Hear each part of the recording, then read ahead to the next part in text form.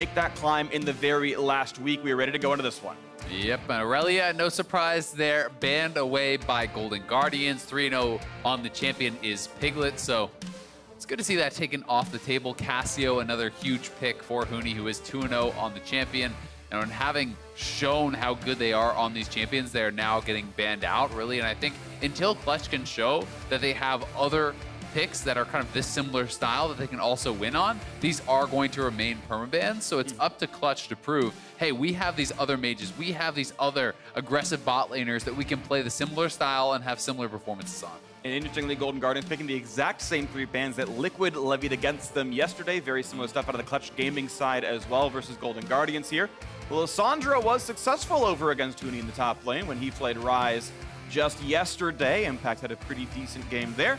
And we'll see Golden Guardians hovering over the Karthus that they've been known to pick up some wins on, but not just yet. Looks like Rek'Sai will be their first pick, and they'll grab a second one soon after. Yeah, so Rek'Sai coming through. I'll be interested to see what Keystone contracts actually elects to go for. Have been seeing some Hail of Blades, have been seeing Press the Attack, Conqueror still in there, even Electrocute showing up. So a lot of different options, but it is a very strong jungler, and we know this is going mid lane very likely now for Froggen. You would say Karthus can be flexed to jungle, but not when the Rek'Sai is there, and I'm not expecting this to go bot lane for Deathly or anything crazy like that. So a bit of a blind Karthus here, which could be considered fairly risky, seeing as Lissandra could go top, and there are matchups which can be pretty difficult here for the Karthus. Yep, Froggy seems to say that he can match all of them. So Nocturne going to be joining the fray. Of course, that spell shield quite good against Requiem if something goes down elsewhere, and also it means side lane pressure. We've been kind of talking about Huni being someone who's got to kind of lift the burden here for Clutch Gaming. He's got to be one of the carries, and Nocturne, of course, very good at going to side lanes, keeping people alive, so could be really valuable here. Both supports grabbed out with Alistar and Tahm Kench. It's very interesting, and I'm not even sure if Damonte would be willing to play this on stage because it is such a risky pick, but I have heard of a lot of people saying that Kassadin is a very strong matchup into Karthus. Having the Q magic damage shield and then post 6 being able to actually jump in, assassinate him, and then get outside of the lay waste in that E zone. So not sure if they want to go for any extreme sort of counter pick or if we're just going to see something fairly standard along the lines of an Orianna, as we have been seeing a lot of course. I'd like to see right now as a top laner ban is coming through on the Clutch Gaming side. I would feel, actually tell me how you feel about it. I feel like Lissandra could survive York pretty easily. AoE the ghouls and just jump out of the cage whenever she wants. So I think it's a matchup that is harder for York in the early levels, but once you hit a Cal, I think you just don't care about Lissandra anymore, and you just can kind of start walking at her over and over. Maybe not in competitive plays. You have to give more respect to a jungler, but I do feel it's a fairly favorable matchup for the Yorick, once you're getting a little bit of itemization in there. But that being said, nothing has looked favorable for York in the LCS. It's still winless. It, I believe, has not picked up a single game in, we're probably going on 8-10 plays at this point without a win. Sure. Well, right now you're seeing more top lane bans coming through on the Clutch Gaming side as they know Hauntzer has not picked his champion just yet. They've definitely a lot of space. And with only the Draven, Aurelia, and I guess you can say Jace banned away for bot lane champions, it's going to be Jinx picked up right here.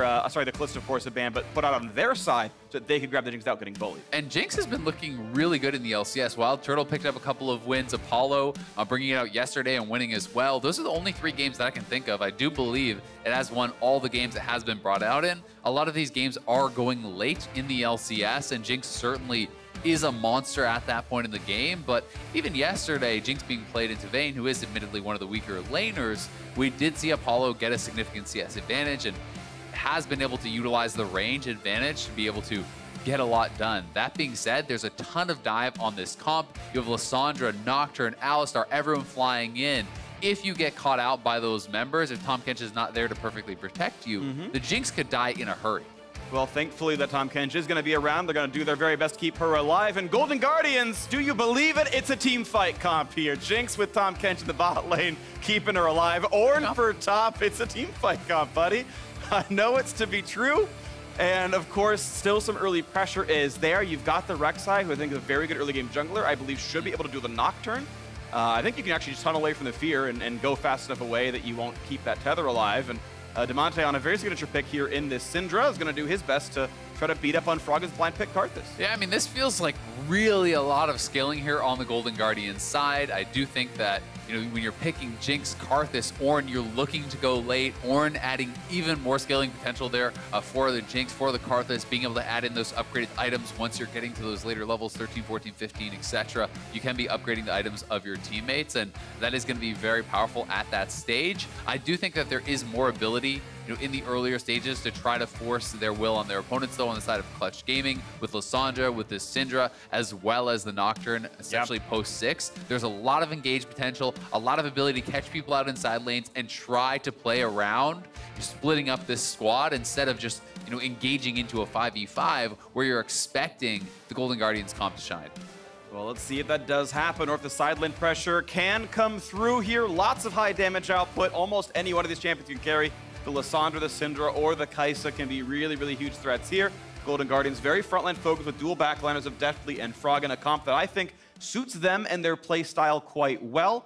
We saw again yesterday Golden Guardians misstepping, being a little bit too aggressive, especially in that bottom lane, and Ole got himself caught out. We want to see those kinds of mistakes turned around. Keep in mind, last time these teams met, it was Ole going for Ornn charges against Piglet and Vulcan and getting punished time and again by that Alistar. If those mistakes can be cleaned up, Golden Guardians can look pretty good here, moving up to 7 wins if they can take it. Yeah, it should be very interesting. It is going to be Conquer starting up here for the Rek'Sai, so that does answer that. Will be some nice burst early on. We do have a sideline report with Avli and Anero. Please take it away. Thanks, Freak. Anero, Golden Guardians had a pretty tough loss against TSM yesterday. So how are you guys going to bounce off and take today's game against Clutch? Yeah, so yesterday, there's always that risk when you're doing these things. It's like the NA thing of you're picking to scale and go late, that if a team picks early and plays well, they're going to beat you. And everyone goes in knowing that that's a possibility, and you're hoping the other team doesn't do it. They did it, so good on them. Like, I'm actually really impressed with what TSM did yesterday, and I have a lot of respect for them doing that and performing with it. So for us, we knew that was a risk going in, and we took it. It failed, and that's something we have to accept. So we're moving on. It's not like a super hard loss for us or anything. Well, thank you, and best of luck to you guys today. Back to you guys. So giving a lot of respect over to TSM and their ability to play early, but here we are again on Sunday. Golden Guardians certainly drafting for late. Once again, we will see if Clutch is the team to kind of turn up the pace on them once more and try to close it out. And to Anero's credit, I do think that both TSM and Clutch have been teams where I think their late game has been sort of questionable. In North America and overall League of Legends has been a bit slower to close out games, and so it is a good region to try to scale for late because right now teams haven't been closing things out. So Golden Guardians attacking their local meta in a way that I think you actually want to use the phrase metagame. The LCS's metagame is a bit slow, and so keying into that I think is pretty smart, and we'll see. So far Golden Guardians in their second year in the LCS are in playoff position. Tied for 5th right now. Jungles might be fighting pretty soon as Contracts and Lyra spot each other. Spite Bite coming through, one more auto attack, and it's going to go over, but the Fear's going to come across, and Lissandra here as well. Cinder finds the stun. A lot of damage coming out there. Not a way out. First blood goes over to Lyra. Yeah, Contract so focused on if he could take the scuttle that he wasn't thinking about if he should take the scuttle. All the solo lanes are collapsing.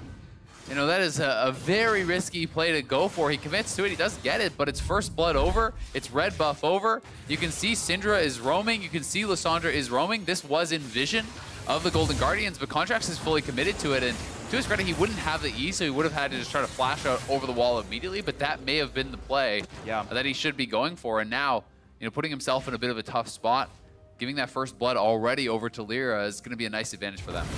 Does let Contract save his flash. Maybe next time around he'll get away from it. Also want to point out that Froggen, what's the most Froggen thing you would do if your mid laner runs over? You take the enemy Raptors. Froggen took the small Raptors away from Lyra during that fight. He's got some extra CS, a little bit extra gold. Thank you, observers. Froggen did that. That is the most Froggen thing I have ever seen. And so Lyra's going to be like, wait, where'd my chickens go?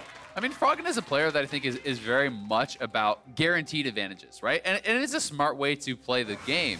There is some inherent risk every time you go for a gank or you try to go and match that 3v3 fight. If you can do that and not have there be any danger, hey, that is a guaranteed small edge that you are going to get. And that is one of the reasons that Froggen is so consistent in the late game, is that he always takes these small advantages. He always tries to maximize farm, and thus when he's playing scaling champions, he's going to be a monster in those later game stages. But something we haven't had a chance to talk about just yet is the fact that Huni is actually playing Klepto Lissandra. So we are seeing a lot of this on champions such as Vladimir. We are seeing this on, even Victor Top when that was pretty popular, but not a lot on Lissandra because people are so into going Aftershock. It makes you so much more tanky when you are playing this pseudo frontline style. So Huni will be a lot more squishy. When he's diving into the back lines, he can be focused down. If you are going for an offensive ultimate, you're very vulnerable to just being burst out yourself. So he is going to be getting more gold in these early stages and kind of escalating his scaling on that regard,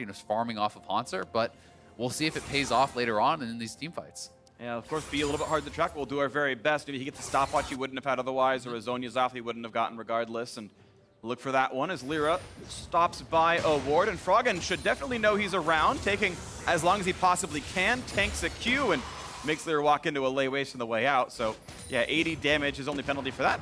Good enough for him. And did see, of course, earlier on that Contracts had invaded very aggressively. We saw him get the bottom scuttle. We saw him take the bottom side Krug camp away, so unperturbed by the first blood, and having his flash still up meant he felt safe to invade, and did so pretty well. Ole taking some damage, looks for a trade back in a Piglet, not going to land the Tongue Lash. And it's a pretty equal bot lane. +5 CS to the Golden Guardian side. They have had the push lead, and some of that is they felt safe because of Contracts pushing into that bottom side. Lyra taking some revenge chickens, but otherwise still fairly close on gold and items for the two junglers. I think it's going to be interesting to see if anyone wants to make that early move. That was, yeah, really nice. Will they flash? He's going to go for the flash. Lots of damage here, but Damonte's going to be out of range of Froggen now. And there will be flash for flash, but that's a trade usually you're willing to take as the Rek'Sai. Yeah, definitely the case as well. They got out the heal, right? So it is the 2-for-1 summoners. It is the jungler expending his. And this is going to give them that mid lane priority. So we may see Rek'Sai just starting up that early Ocean, which would be massive if he can get this. His bot lane is pushing. They have mid lane prio. This is a pre-6-minute Ocean Dragon, which helps out your laning phase so much, especially for someone like Hauntzer, where you are going to be on the back foot in those early stages in a tank into ranged matchup. You're just going to be able to regen through. Okay, jumping forward, they're going to fear him, but the W is going to make him a tanky for a little while, but there's the root, has to flash away, just gets 6 there as Hauntzer, as he runs away now. The ult to do some damage in a wave clear, takes the other half somewhere else. That seemed like a misclick, but off it goes, and he's going to lose some of this wave. He has to run back and maybe TP back to lane. Maybe redirected that onto the minimap by accident. That might have been a minimap click or something along those lines. I think that ult was going to be for wave clear. I'm not really sure why he would have actually pulled it off. Even if Lyra has Spell Shield up or something like that, it doesn't really matter if you hit him. Yeah. But Contract's moving up, trying to back him up, and it will be flashed down for Hauntzer, but as I said, when you have Ocean as a tank, you can actually stick back under the turret. You can absorb all the harass and just regen it up in between waves. And it gets to a point where Lissandra is not going to be able to push you out whatsoever. So that's going to come a lot more early than it otherwise would. And right now, they're instead pushing for the jungle instead, as Hauntzer is still going to pull his recall off, and a TP comes back into mid lane for Froggen. The fear comes in, and the red buff will be stolen. So though they don't kill Hauntzer or get more than his ult and his flash, they do get to take the red buff away, and that's more penalty to give over. Level 5 on Nocturne to the 4 of this Rek'Sai, and they've put Contracts down a little bit. Still flashes on the Rek'Sai, trading that summoner with the mid laner. Looking to get the red buff back now themselves, and you can see Damonte cheating down to this side of the map, but Ole's already here, so you can see the entire team coming over. They know what kind of evade is happening. And Damonte has no summoners, so he can't really face check in here. You could definitely get taken down if you do so. So it will just be a trade of red for red, and the pressure on the top side, exchange for the dragon on the bot side, and certainly unless Clutch can make much more of that, and start getting kills or big farm advantages against Hauntzer, you are really going to favor taking that Ocean Dragon. It's going to be helping out all of these Golden Guardian members quite a lot. The next one will be an Ocean as well. I think it's certainly less important than the first, but still nice to be taking away from your opponents. Okay, well, still turning resources back and forth. The game's still about 700 gold apart. First Blood being most of that, Theft being a small bit of it otherwise, as most lanes are trading farm fairly equally. And in fact, the mid laner is going to be identical in numbers right here, 79. Froggen puts another Trinket Ward down and sees if he can take these chickens for himself. Damonte's going to spot him, but not going to stop him. So Froggen will now take an entire full chicken camp by himself. By the end of this one, yeah, beautiful. I know, he's farming on Karthus. This is peak Karthus right now. And speaking of peak play, Headbutt Pulverize onto the Jinx, but Tahm Kench doing his job and Wing a champion.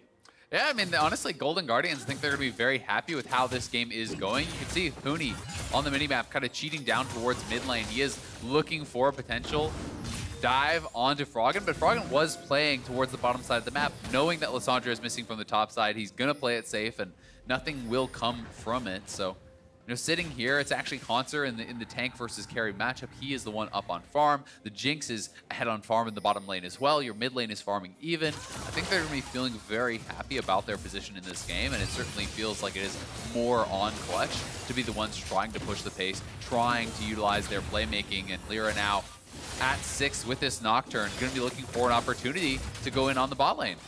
But of course, it's going to be hard if Ole has thick skin available, and of course, you can always chomp up the Jinx. They would have to go for the Tahm Kench, but maybe they can combo him down. They're going to try now towards the Jinx, but again, the headbutt pulverized onto the Tahm Kench, but still flat to get them to safety. Aborna Summoners on both sides here, and now the turnaround for Requiem. Jinx Rock is going to do a little bit of damage, but we can't get Rek'Sai in unless the Q lands, and it does not. So a trade of Summoners, a trade of ults, no kills. Vulcan, though, honestly, really well played by him, I do have to say. You know, going to actually knock Ole away there so that the ultimate can be more effective. And that goes from really something where maybe they would have just gotten Tahm Kench's flash to getting 4 summoners down from the bot lane. Heal flash, exhaust flash, all down from this Golden Guardians bot lane. So hopefully for Clutch, that will alleviate a little bit of the pressure that is coming in right now. As you can see, even true turret plates have fallen to the Jinx. Yeah, that's going pretty well for them. And that bot lane, you can see the CS lead also growing. It's plus 17 with a wave to be killed, so maybe more like plus 10. But yeah, those 2 plates, certainly 160 gold apiece, certainly matters here. And they can see that poke going in towards Piglet, definitely playing around that rocket range. And again, always knows, as long as Ole's far away, he can take those shots. And if Headbutt Pulverize comes in, a quick Devour, and there's no problem at all. It's mana efficient. But if it wasn't a Tahm Kench, this was Leona, you can't make those kinds of plays. Yeah, you certainly can, and I think they're utilizing it well. I also do like how they're using lethal tempo. One of the fun things you can kind of do with that Keystone is you land one rocket or one little bit of poke onto the champions, you back out of turret range, and then you can actually utilize that attack speed to get chip damage on the turret itself. Big chunks of damage there. Piglet really pushed out, and that is, of course, Rocket's flash almost heal. up. I don't know if it's going to come up before that recall finishes, but the ult is very close. Yeah, not quite. In time, but Infinite Sustain, of course, Just up quite now. useful as well. Yeah. A couple seconds off from getting to at least force another recall. If not, maybe actually get the kill picked up. But a second pretty early Ocean Drake. Not nearly as valuable as the first, but still does matter, and it's even more sustained for these laners. You can even see that this Ornn is up in CS in the top lane. Yeah, I mean, you just can't push a tank out when they have an early Ocean. It negates all of your early laning advantage there for the Lissandra, and even you can see how Deathly is playing, how heavily he's utilizing Rocket Form. That is something that you can do for free with an Ocean Dragon. You're not going to run out. Whereas otherwise, you would certainly be running out of mana there much more frequently. So it's allowing him to play with safety, to get additional poke down on the champions, on the turret as well, with the additional range from the rockets. So Golden Guardians, I think, is making very good use of these neutral objectives that they have grabbed. And the items are coming through right here. A finished Storm Razor for Piglet, which I very, very much disagree with. It is still gold inefficient by itself. Its stat profile is not bad. Both attack damage and attack speed are things that Kai'Sa cares about. Yes, the item did get buffed just back in either 9.5 or 9.4, but I think it's still a weak first item. But maybe I can be corrected here if it turns out to be really great. But it multiplies other Energizer effects. He's not even got fleet footwork. Meanwhile, though, Ole going to be found out back in his own jungle. The sun's going to land. Thick skin not going to mean too much. They should have the damage to kill him. He's going to let himself go ahead and drop down and die. Piglet on the board now, 2-0 Clutch Gaming. Yeah, and they can make good on that earlier gank from Lyra where those summoners were forced out. Ole caught out by one of those wards. They spot him. He has no flash. He has no exhaust. No way out of there. So Piglet able to grab that early kill. And it's very interesting because I do agree Stormrazor is somewhat inefficient as a first buy, but it's getting a lot of popularity actually around the world, is being picked up on these Kai'Sas. So here it is one more time. Ole spotted out. An easy kill there. No one in range to really help him. Froggen has just phased jungler on the top side of the map. There's no reason for your Jinx to try to walk over and even help in that situation. So that's sometimes the price of playing support, but here comes the dive. Flash engage, a ton of CC just layered in, and the ults come through. That's a kill, and sorry, Tahm Kench can't be there in time. 3-0 Clutch Gaming pulling the trigger in the mid game. And that's a shutdown actually going over to the Syndra because it was a farm bounty that was on Froggen there. 450 gold shutdown. Gonna be grabbed up. He was farming so highly. Gonna get that extra bonus gold as a result. Nice roam there from Huni. That's the kind of proactive play you want to see them making. Every time Lissandra ult is up, every time Nocturne ult is up, these guys want to be looking for plays, shutting down the Golden Guardians, putting pressure onto them.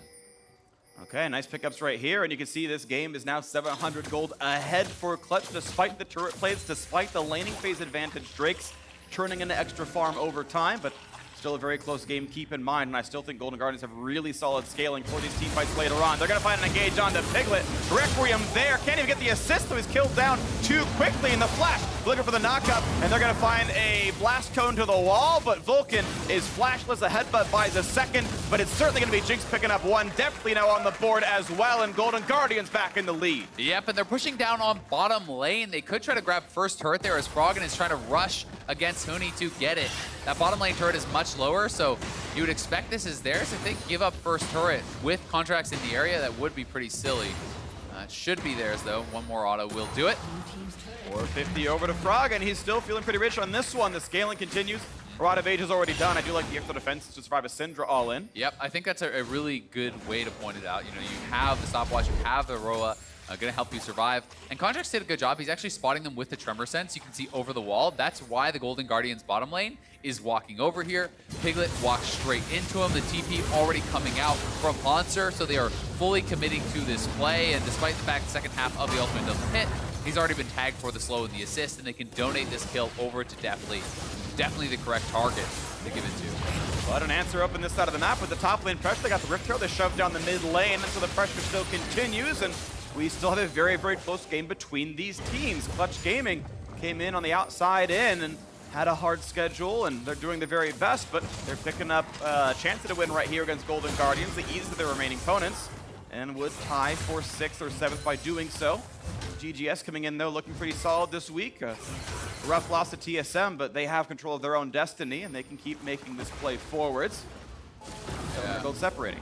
And you can see that Clutch is trying to posture for these aggressive plays, and their purchases are actually showing you that they want to play aggressively as well. Triple stopwatch bought up on the Clutch side for a lot of these playmakers, these guys that are going to try to get aggressive. They want to be able to dive in, utilize that stopwatch to go for an otherwise too risky dive where you can reset turret aggro or perhaps negate a Karthus ultimate coming in. These are things that are very, very effective early on, and they know they want to continue pushing. They want to continue to try to get the advantages where they can. Getting this Mountain Dragon would give them some additional access to the Baron later on, which could give them a way to close out.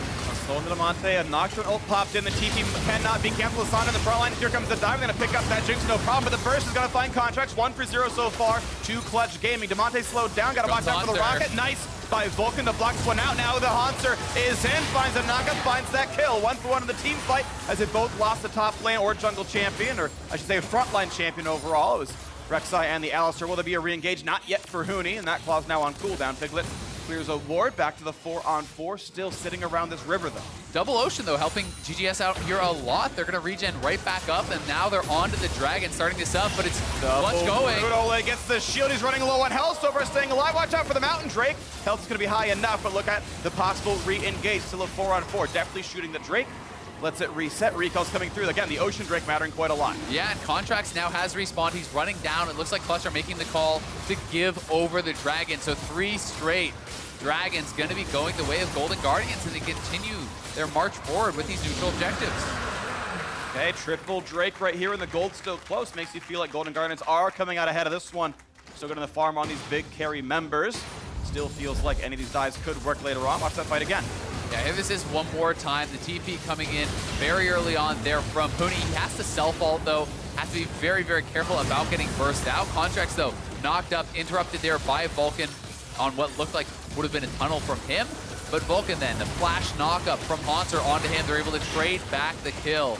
It is a disengage though that eventually does lead into another Mountain Dragon here for the Golden Guardians. Hauntzer still saying his lane up against Huni, who sadly does not have the same mana regen anymore, and gonna have a harder time pushing him out, as you kind of mentioned, weathering the storm. And yeah, he's got MR now. He's got that Abyssal Mask and Merc Treads, and it looks pretty safe here for Hauntzer going towards the Sunfire Cave next. And he's already level 12, right? So, you know, a couple more levels, he's going to be starting to donate over these upgrades to his teammates. They are getting to that stage where you're going to see the Molten Edge coming through for Deathly, who's already on 2 items. He has his IE and Rapid Fire. And every time you throw in one of those upgrades, that's essentially around 1,000 gold worth of value getting tossed over to your team. So just reaching that late game stage, reaching those higher levels is going to be very, very big for Hauntzer. And I do think we're in a state, you mentioned the Rapid Fire Cannon in for Jinx. I think we're actually in a state where the Zeal upgrades are all fairly comparable and you can kind of pick the one you actually want. I think Rapid Fire is probably correct here. You're not hitting several melee champions at the same time, which lowers the Hurricane value. If you want to get shots off outside of Syndra ult range, you don't want to always have to rely on Tahm Kench. I think Thundermancer could have been usable, but this is still good for its own reasons. Yeah, and I always feel like against a fairly squishy team, being able to get the one-off rocket form rapid fire crit is very, very valuable. One of those onto a Syndra, one of those onto a Nocturne may actually completely discourage them from taking a fight, and that has a lot of intrinsic power itself. So it is at a pretty good state where it's very much, I think, flavor and kind of choosing for your playstyle. And I do think for Jinx, especially with Rocket Form, rapid fire makes a lot of sense. You're going to see him just simply running around clearing in the mid lane wave. It makes it even easier to kill wards as well. It doesn't even consume the rapid fire buff. But Ole always sitting around babysitting. We've got Vulcan trying to clear the wards out and feel safe enough to do so, as these will drop off back and forth. Gives some time for Clutch Gaming to push up. You can see that aggressive Trinket ward. Huni walks in and sweeps into the other wards that might be around. We know that there's no vision now around this mid lane on the Golden Guardian side. And that makes it feel a little bit safer. Oh, they couldn't get that one in time. Second sweeper burn. There we go. And you can see Piglet out in the side lane. They're trying to get enough farm out of this Kai'Sa. The Hanzo looking for an engage. Fell shielded though and dodged away. Nothing doing on that ultimate. Nice try by Hanzo, but gets absolutely nothing. Honestly, even if he hits it and there's no spell shield, I think they get nothing from that. No one was even close enough to really follow up, so kind of a bit of wishful thinking there, but it's counter-engage now. Back on towards Ole, gonna get fear, but will they burst down the Tahm Kench? They're certainly gonna try and get the shield on. Gets a bit low, the stun to the back line. Karthus ults on as well. Lyra a bit low, spell shield it, no problem. Rek'Sai comes in, stop with a stopwatch. 1-0 for the Cinder play continues. Haunter at half HP, looking for the re-engage is Froggen. Down towards Vulcan. That's gonna be enough. Lays waste to the back line, and Lyra's at 5 HP. He's gotta keep running. Can they find him? There's no rocket, but is there a flash? Huni forced out from the file as well. It's again a 1-for-1 support for jungle, just like last time. Yeah, 1-for-1 trade, but it's a stopwatch as used by both Huni and Lyra, as well as their flashes, so a more costly fight, I would say, for Clutch. Spending a lot of those resources. Lyra barely escaping. Was critical that he did get out with a good stopwatch and flash, though. Otherwise, definitely gets the reset, and I think that fight turns into a disaster as Jinx gets excited, and that move speed can mean a lot in the team fights. And right there, double demolish support plus top laner. How fast that turret falls down. They get a turret for the 1-for-1. Yep, so here this is one more time, straight in onto Ole, but he is able to get the gray health off, pops the thick skin, surviving there, and then actually watching over onto Lyra. Stopwatch is going to be used right here. The spell shield is used on the Karthus ultimate. He's sitting at so low health, gets a Triumph heal, flashes over the wall, barely able to escape. One more auto would have done it from deftly. That probably gives him the speed up to maybe take down another member or two. But either way, still, Golden Guardians do trade kills. They get the turret. They take more resources from their opponents in that fight, and it's feeling to me like this game is moving more and more in the direction of Golden Guardians. As you can see, those upgrades now coming through for Ornn. You hit 13, 2 of those upgrades now over onto Hauntzer. That's why he went for the Sunfire Cape there, and you can see right here, those two items. Upgrades. Yeah, he's got to feel really good about this one. And so I agree with you that 5-on-5 team fighting looks really Golden Guardians' favorite, and they're at sort of their first wave of power spikes. But you've got still clutch players available, and I mean that in the sort of both versions of that word here. Nocturne can, of course, get to that side lane, and Damonte is 3-0 on a Cinder who can one-shot people if the right person's not around, so there's still playmaking to be had. Yeah, and that's why I want to see Clutch trying to split the map, but Golden Guardians pulling them to these neutral objectives. This is not where they're going to be able to succeed. Ornn comes across, no knockouts, Mountain Drake is already dead. Now, will you fight without the Ornn ultimate, or will you give it up and go back to the mid lane? There's a wave on the tier 2 turret. Clutch could probably just rush that down and get some gold as payment for the Drake, and you can see them running over now. So with a sort of belated recall out of the Golden Guardian side, they should lose this turret. And honestly, tier 2 turret for Mountain Drake is a pretty reasonable trade. I'm not even sure that's a really positive for GGS.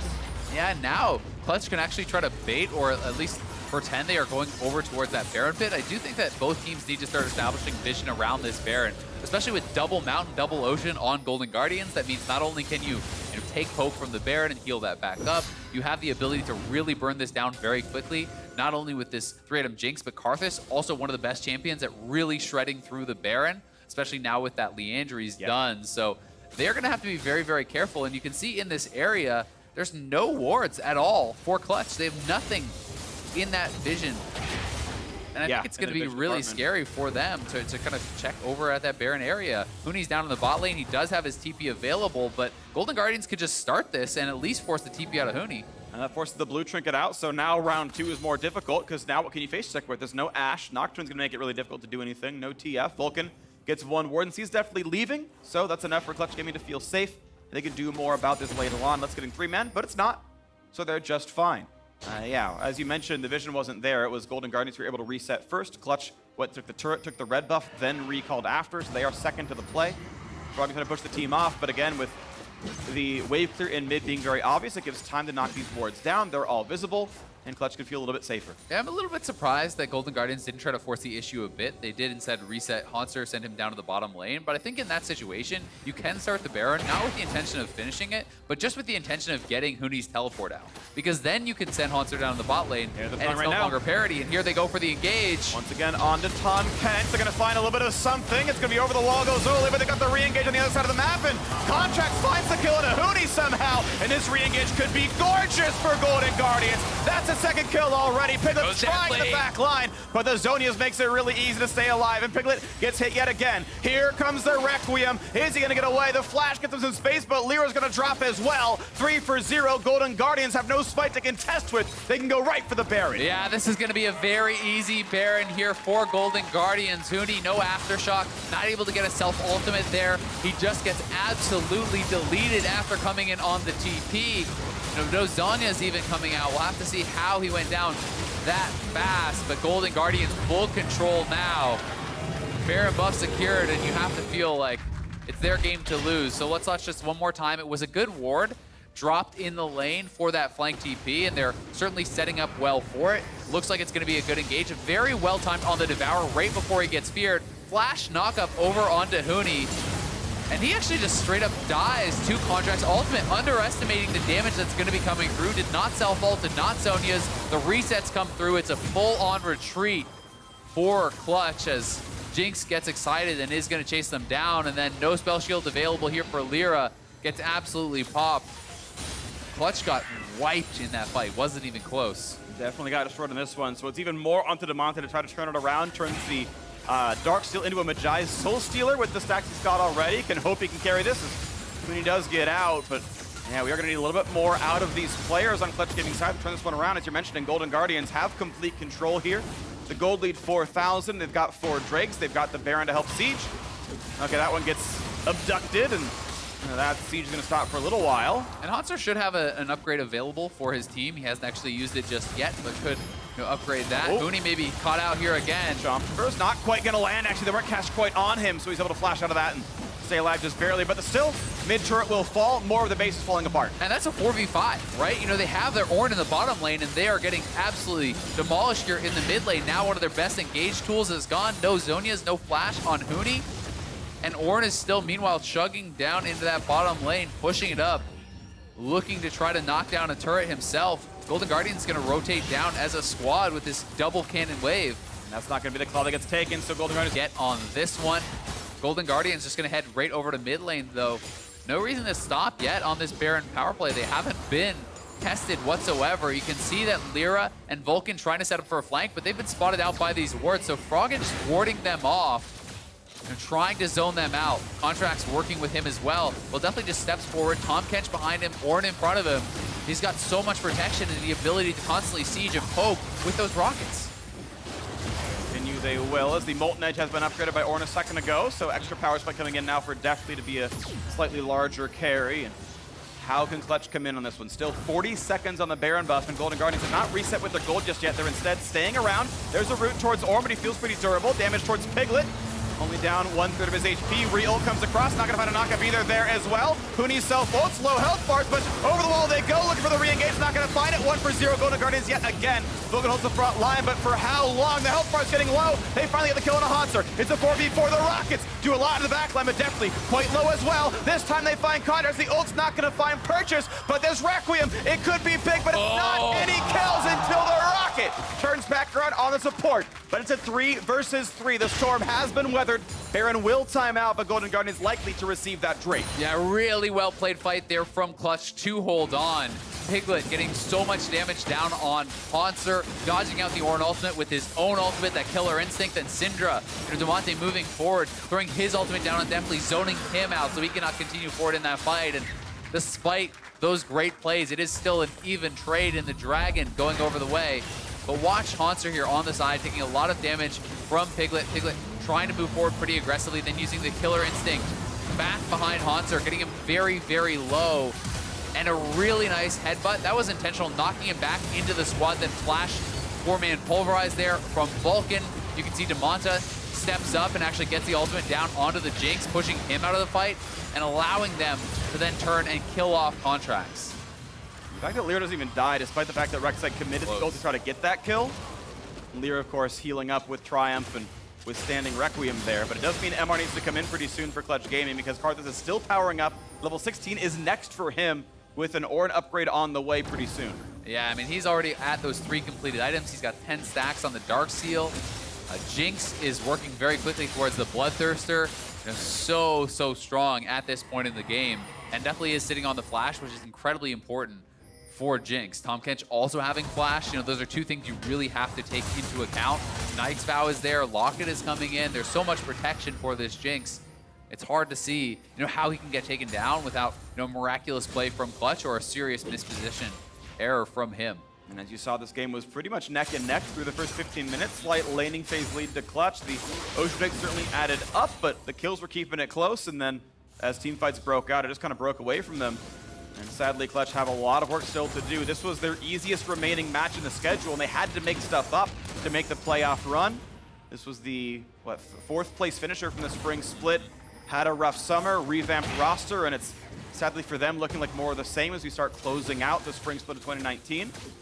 One of the new squads in LCS. And for Golden Guardians, they have never made playoffs in their entirety. They have only finished twice in 10th, right? Yeah. So this is already a much better split than they have ever had. They're working towards those playoffs, and they are within reach. Grabbing a win here certainly would mean a lot to Golden Guardians' playoff hopes. Golden Guardians only got 7 wins all last year. This game would be number 7 just partway through the single split. And they're one of the favorites to indeed make playoffs. They're tied for that 5th through 7th spot right now. And they would improve to alone at 5th for the time being with a win right here, and they're poised to do so. 6,000 gold ahead. Baron is back alive, and look at this vision. There's so little that Clutch can see. You can see the control wards, the regular wards sweeping these stuff out. Golden Guardians going to make this an incredibly hard choice for Clutch to navigate. They've got to do so blind for most of this. Yeah, and that's why, Clutch has that midline priority, though. They're trying to use that as a way to get over to this pit. Huni has stuck around behind, so he is looking for a potential miracle flank. If he can get over the wall into the middle of... There, with the bottom inhibitor dead, they know they can force Clutch to react because the game will end by itself, saying, you know what? We have to go back to our base. We must defend this. The waves will keep dying. And as those recalls come through, maybe they weren't spotted, but they do know what, with seeing Huni here, that they can go right back onto the Baron, and indeed they will do so after the wave clear. But now it's a 4 versus 5 defense. Can they make this steal? Head Flash to go into the front line. Vulcan's gonna try, but not just yet. 2,000 on the Baron, baiting out the fight, forcing the TP. There's the headbutt, the Pulverize, the ult burned as well, but it's an easy disengage. Golden Guardians, triple ocean. They can weather this forever and walk right back to the base. And look at the mini-map here. Minions in the base in multiple locations, being able to knock away at those inhibitors. That was the TP from Huni.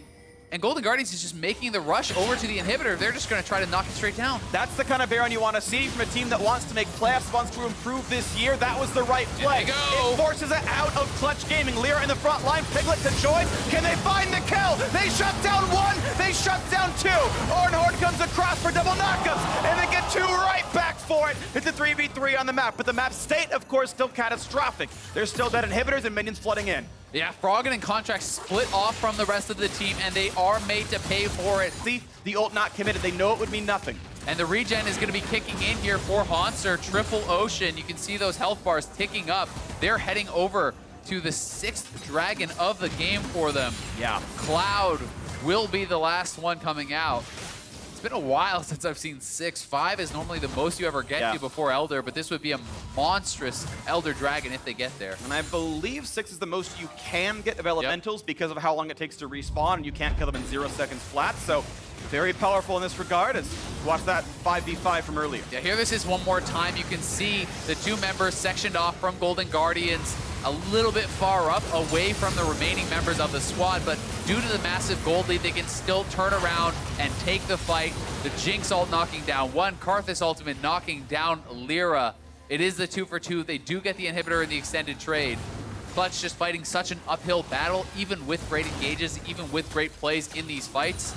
They are taking 5v5s in which their champions are outclassed, and they are certainly down in gold. Oh, they're going to find another fight here on a contract. Guardian Angel popped, and Haunter has to watch out for this one. Ole far away. This is certainly going to be a kill on the Rex side. Tries to tunnel over, but no. Acathean Rain is going to knock that one down. 5v4 Clutch have maybe started him out the comeback. Yeah, an incredible job, honestly, from Clutch, finding these picks, finding these split-offs, and they're going to go in for the engage. They're going to try 5v4. They got the stun. They're going to try to burn down Karthus, and they get it. So now it is a 5v3. Golden Guardians had the control, and they get that single kill, but definitely must be the carry. Rocket! Oh, it's not going to find Piglet, not by the hair of his chinny chin chin. He's going to get away, and now, Golden Guardians, do they feel comfortable sieging a 4v3?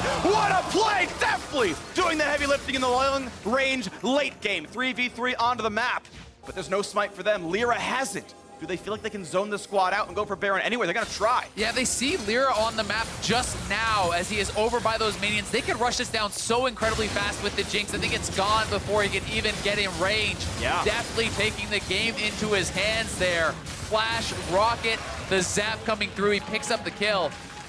And that high attack speed ramping up the zap cast time in this late game.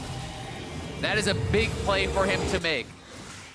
Definitely has been starting to index towards defensive stats, so he doesn't get one shot by that Syndra. The one chance in is killing the Jinx, and Bloodthirster's a gigantic shield. He's already running overheal. That Hex Drinker going to be really crucial in that one, as well as the Magi's is stacking up to 14. Damonte is getting more powerful, though. He definitely is, and you do have to say, despite that being a great play, he is now flashless. That is the window in for Clutch. That is their saving grace, so to speak. They have to be looking at this Jinx, trying to get on top of him, trying to be able to delete him at the start of the fight, and then maybe, just maybe, you can make something happen.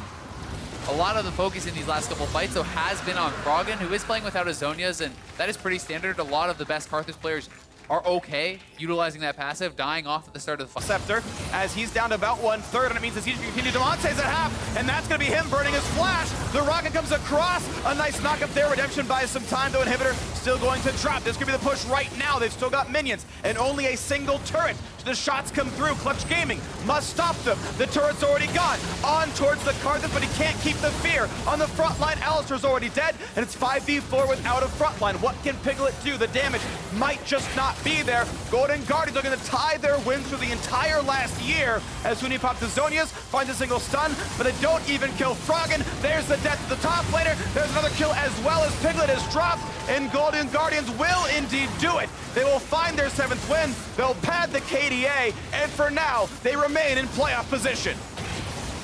Very strong game here from Golden Guardians as they'll grab one more kill before finishing off the Nexus. 9-0-5 from Deftly, stepping up when they needed it, getting that big kill onto Huni that let them get that final bear and close out this game. But it felt like they were in full control the whole way through, had the scaling edge in the 5v5, were able to get those early Ocean Dragons to help them through the laning phase, and I think they played this one out very, very well. 9-0-5, 1,000 gold bounty onto him. Really good stuff out of that Jinx in the bottom lane. Not a lot of champions banned away, but they got rid of some of the aggro ones like Kalista and said, all right, from here I can scale. They bullied the lane, they got the pressure, they got the Drakes because of the lane shove, they got plates because of it as well. And that 2-on-2, it's been a lane that's had some really heavy ups and downs. Ole, smile on his face, he's part of that one. But this was a laning win from the bottom lane and a team fight win from the bottom lane as well. Certainly the case. And you have to say that Lissandra really never got the edges that you would want from a range versus tank matchup. And Huni went for Klepto. He was never able to really get ahead and farm over Haunter. Certainly a big part of that is the Ocean Dragon being able to sustain through that. But credit to Haunter playing it out well in the laning phase, not giving up any major edges whatsoever, and then being effective in that team fight stage. It felt like he was able to create so much pressure by zoning for the rest of the carries, allowing them time to get their work done. So Golden Guardians now only a game and a half behind FlyQuest at 4th. They cannot catch TSM at 3rd, but a 4th seed would be, of course, better standings overall in this playoff run. Of course, we can still see CLG, Optic, and maybe a couple other teams try to catch them here in this playoff race as well. That's still to be played. But Golden Guardians sitting at 7 wins with 2 to play. It does seem like we've expected for maybe the last couple of months that they're playoff bound at this point. They have generally felt pretty solid overall. This was fairly close. There were some good team fight movements in the middle for Clutch Game, but overall, Golden Guardians were the better team on the day. And now for more on that victory, obviously standing by with the victorious top laner. Thanks, Freak. Hunter, congratulations on the win. Now, you guys, we saw once again a team fight coming out for Golden Guardians. So what makes that comp work so well with your team? After yesterday, we had like a huge discussion of like our comp didn't really make sense. We couldn't fight that well together. And so going into today, we wanted to make sure we could win those team fights. And we felt like that was the easiest way for us to play the game, and it worked out.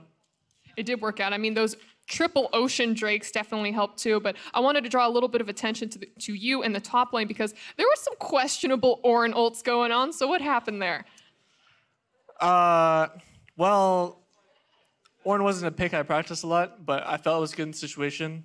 And yeah, I whiffed a few ultis. That felt bad. It was pretty embarrassing, especially the one on top tower. That was like probably the worst one. People still love you. Some of us were scratching our heads, but regardless, with this win, you guys are sitting in a pretty position to kind of make playoffs. Next weekend, I believe you have Optic and FlyQuest as your opponents, and those are going to be some good matches. What do you think about your chances? I think our chances are almost like 100%. Like next week, our opponents, they're also in a very similar position to us, but I feel we'll have the edge. Well, Hanser, thank you, and wishing you and Golden Guardians best of luck in perhaps getting to your guys' first playoffs. And that's it for us here. Let's hear from the State Farm Analyst Desk. Thank you very much, Avli. Confidence coming out of the Golden Guardians squad as their playoff picture looks better and better with this win here over Clutch Gaming. Let's talk about the team compositions. Avli tossed the question over to him. Why is it the team fighting comps work so well for this squad? But more so what I'm interested in is how these two team comps ultimately interact when we get to that phase of the game. I do also want to go back to the point you mentioned, why teams go back to team fighting comp. All the time, if you can never make it past the early, past the mid game, any part you ever struggle, the answer, pick a team fighting comp, and then everything is so much easier because the solution is simply figure out how to team fight as opposed to how do we manage multiple lanes? How do we manage objectives with a split push or with a poke? Just team fight. It's so easy. I feel like they're making a mistake if they're trying to pick like a Nocturne, Lissandra kind of comp. Those are very good at picking one person off in a team fight. If you're going to do that, you should try and drop a ban on Tahm Kench. You see time and time again that teams keep picking Tahm Kench to keep their AD carry alive or their mid laner alive. And that's a very strong thing for those teams. So get the Tahm Kench out of there, and then you can have these strong dive comps. Yeah, and it was especially for Ole. I think it's by far his best champion in the split. And I think he had another great game on it, making sure that he was always the target of their engages, or he was saving Jinx the few times they did look at her. All right, let's take a look at how Lier did in the early game. A couple ganks coming out for him. But I know we had some criticisms as well in where he chose to throw some of his attention. Yeah, this is such a hard dive to follow off in the ball lane. You saw Vulcan have to go onto Tahm Kench immediately to try and separate it so the Nocturne could kill the Jinx, but this was extremely telegraphed. They've been hovering down around there for a while, and it's such a strange position to spend your first Nocturne ultimate, and when it's so much easier to go mid. Yeah, mid is so free, and best of all, they had so much vision elsewhere that I feel like this lane is just, it's so easy. Look, if you're playing Nocturne and you've got Red Smite, you can one-shot Karthus on your own if you catch him, because you know Froggen is taking your chickens. You gotta protect the coop, man. Protect them chickens. I mean, so that was the first time we saw that play happen. But in actuality, it could have been the second time if he had used that first ultimate towards the mid lane the first time. You're around. so free in the vision red side. All you need to do is just wait. Okay, they've left this area. I can literally ult mid from here. Go for a dive. Karthus doesn't have an exhaust. You can tower dive. You have a spell shield to actually get you on the way out. Syndra can practically solo it. You always have to think of what is the easiest lane to gank, like for you to kill and do damage, as opposed to what makes more sense for what my team is asking or what my team thinks we should do. It's like, no, I got to think for myself first. Where can I get an advantage? Yeah, without a doubt. Hi, now I want to dive into the point you were making, which was some of the questionable targetization of champions here from Clutch onto the Golden Guardians. We'll see it in our first replay here in the that's not correct. I think, yeah, I hit that one. Boom. Yeah, here we go. High's got it for me. Right. There we go, buddy. He understands better than I do. Like we said earlier, you can't really engage onto their backline because Tahm Kench eats them, but that doesn't mean you engage on the Tahm Kench here. And Mark had a really big point that he wanted to bring up here. Yeah, look at the timing on this Tahm Kench Devour. It's right after Lissandra starts casting her ultimate, and if you are able to kind of disjoint that in the middle of the cast. It actually puts on a short cooldown, and it doesn't go off. So they lose the potential AoE damage, the CC is not going to go through, and now Huni can't self-ult himself. So it's just basically an ultless Lissandra flank, gets blown up, and from there they're able to turn this fight around very quickly. And this is to High's point about you probably just should have ulted the Tahm Kench because you know he's going to devour the. Even if you got the cast off, you're still going to. I'm gonna one up that. Go back to the point. You got to ban that Tahm Kench because you know Olay has been feeding on a few other picks. Get him off Tahm Kench. He's doing work. Right, and it's just you'll watch throughout this entire game. They had about 6-ish engages where Nocturne ultis onto Olay, and it hasn't panned out for them once. There was one time he did ulti Karthus, you know, that's where we showed earlier, and they got the kill. Yeah. Why don't you just keep doing that instead of trying to go for this Tahm Kench that's actually really hard to kill? And later on, there's going to be a replay that actually shows that as well. They get a free pick onto Contracts, and then instead of going towards the Baron, they once again ulti onto Olay and try and pick him again. Why do you not just get the free jungle kill right here, come back to Baron, force GGS to come over to you? One, they might not be willing to because they don't want to take a 4v5. Two, if they do, you get a better engaging fight. And three, if they don't, you just get a free Baron. Instead, they're like, hey, we got to kill. Let's kill people. Let's kill, kill, kill, kill. And the Baron would have been so beautiful because you have to always utilize the utility that Nocturne brings to Paranoia. You're dropping a thing that says you can't even look where you want to see. Come into the pit now. Do you want to take a fight? Blind, and that's so difficult. We already saw today how hard it is to go into Baron against a Nocturne. You have these tools in your hand, and I just think that Clutch is tunnel visioning way too much on getting an engage against a Tahm Kench as opposed to taking the path of least resistance. Yeah, I think you could see the objective focus out of Golden Guardians coming out much more useful. The fact that they grabbed all 5 of those Drakes early on, despite not really having pressure, the fact that Contracts died level 2 in the early game sort of put them behind, but they still came out ahead way in Dragons, and the Ocean Drakes and Mountain Drakes made the rest of the game very easy. Objectives wins games. Kills kinda not so much. Right, continued Take struggle the Baron, for guys. the What are you Clutch Gaming doing? Squad. Golden Guardians, though, they're looking strong here, moving towards the postseason. Up next, Optic Gaming faces Cloud9. Game 2 is coming up after this.